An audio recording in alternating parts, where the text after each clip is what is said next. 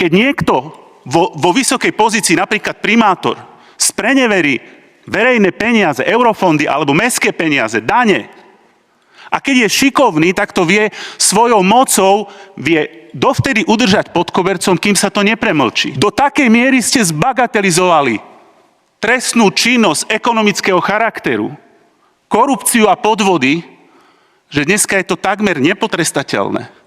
Predstavte si, že niekto, kto chce nahlásiť trestnú činnosť nejakého vládneho primátora alebo nejakého úradníka, ktorý čachruje s eurofondami, ten oznamovateľ sa predsa bude báť, veď na čele tohto úradu, ktorý by ma mal chrániť, tak bude politický nominant vládnej strany.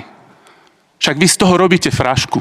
Idete zrušiť úrad, ktorý mal stáť na strane tých, ktorí takúto trestnú činnosť, takéto podvody nahlasovali.